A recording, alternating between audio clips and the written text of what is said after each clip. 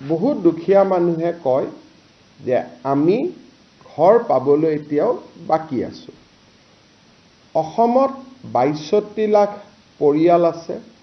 ৬২ লাখ পৰিয়ালৰ ৩০ লাখ পৰিয়ালে প্ৰধানমন্ত্ৰী আৱাস যোজনাৰ ঘৰ পোৱাৰ পিছত আমি ভাবোঁ যে এতিয়াও ৪-৫ লাখ দৰিদ্ৰ লোকে ঘৰ পোৱাৰ প্ৰয়োজনীয়তা আছে। এই ঘৰ পাবৰ কাৰণে আমি প্ৰথম প্ৰক্ৰিয়াটো হ'ল যে মানুহজনৰ ঘৰটো যে কেঁচা ঘৰ তাক প্ৰমাণ কৰিবৰ কাৰণে এটা জিঅ' টেগিং কৰিব লাগে।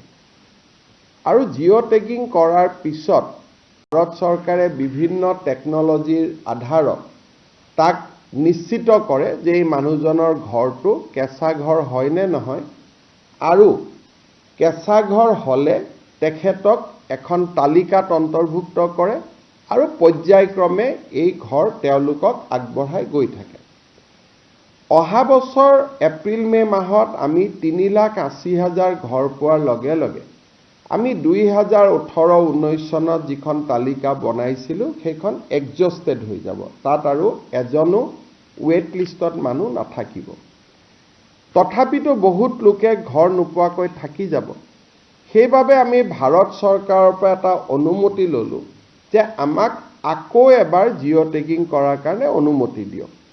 কিবা কাৰণত যদি কোনোবা বাদ পৰি গৈছে তেতিয়াহ'লে আমি তেওঁলোকক শেষবাৰৰ কাৰণে এটা জিঅ' টেগিং কৰিব পাৰিম। কিন্তু জিঅ' টেগিং কৰিলে সাধাৰণতে গাঁৱৰ মানুহে আমাক আপত্তি কৰে যে পঞ্চায়ত আৰু গ্ৰামোন্নয়ন বিভাগৰ কৰ্মচাৰীসকলে ২৫-৩০ হাজাৰ টকা দাবী কৰে আৰু তেওঁলোকক যদি টকা দিয়া নহয় তেওঁলোকে দৰিদ্ৰ দুখীয়া মানুহৰ ঘৰ জিঅ' টেগিং নকৰে। অভিযোগ কিমান সঁচা কিমান মিছা তাক আমি অনুসন্ধান কৰিব খোজা নাই, কাৰণ বহু অভিযোগ সঁচা হ'লেও তাৰ প্ৰমাণ নাথাকে, প্ৰমাণ নাথাকিলে চৰকাৰে ব্যৱস্থা ল'ব নোৱাৰে। সেইকাৰণে আমাৰ সদায় লক্ষ্য আছে যে ইম্প্ৰুভমেণ্ট অফ দ্য ছিষ্টেম, ব্যৱস্থাৰ পৰিৱৰ্তন হ'ব লাগে, যাতে ব্যৱস্থাৰ পৰিৱৰ্তনত দুৰ্নীতি বা দৰিদ্ৰ মানুহক প্ৰবঞ্চনা কৰাৰ যিখিনি ক্ষমতা সি যাতে একেবাৰে সীমিত হৈ পৰে, যে কৰিব খুজিলেও কৰিব নোৱাৰে। সেইবাবে এইবাৰ আমি জিঅ' টেগিঙৰ এটা নতুন ব্যৱস্থা আৰম্ভ কৰিছোঁ। এইবাৰ প্ৰথম জিঅ' টেগিংটো আমাৰ গাঁৱৰ মহিলা আত্মসহায়ক গোটসকলক যোনে পৰিচালনা কৰে জীৱিকা সখী বাইদেউসকলৰ দ্বাৰা আমি প্ৰথম জিঅ' টেগিংটো কৰাম।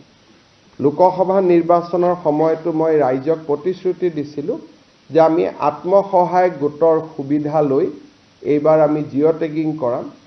সেইকাৰণে আমি এইবাৰ নিয়ম কৰিছোঁ যে গাঁৱৰ জিঅ' টেগিং প্ৰথম ডিপাৰ্টমেণ্টৰ কৰ্মচাৰীয়ে নকৰে, আমাৰ জীৱিকা সখী বাইদেউসকলে আত্মসহায়ক গোটসকলৰ পৰা উপযুক্ত সহায় লৈ তেওঁলোকে প্ৰথম জিঅ' টেগিংটো কৰিব।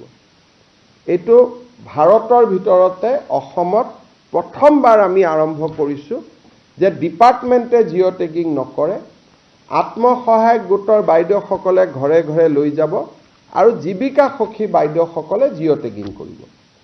আৰু তাতো আমি নিয়ম কৰিছোঁ যে সেইখন গাঁৱৰ জীৱিকা সখী বাইদেৱে টেগিং নকৰে, ওচৰৰ গাঁওখনৰ পৰা আহিহে তেওঁ টেগিং কৰিব।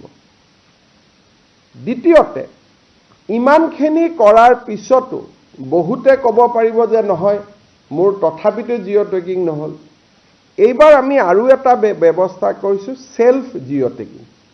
অৰ্থাৎ মোৰ ঘৰটো মই নিজে জিঅ' টেগ কৰি দিব পাৰোঁ। মোৰ ঘৰটো কেঁচা ঘৰ, ঘৰটোৰ মই ফটোখন লৈ মই নাম এড্ৰেছ লৈ জিঅ' টেগিং কৰি দিব পাৰোঁ। তাৰমানে আমি দুটা নতুন কাম কৰিলোঁ। এটা হ'ল সেল্ফ জিঅ' টেগিং, অৰ্থাৎ নিজেই নিজৰ ঘৰটোক জিঅ' টেগ কৰি দিব পাৰিব, আৰু আত্মসহায়ক গোটৰ বাইদেউসকলৰ সহযোগত জীৱিকা সখী বাইদেউসকলে জিঅ' টেগিং কৰি দিব।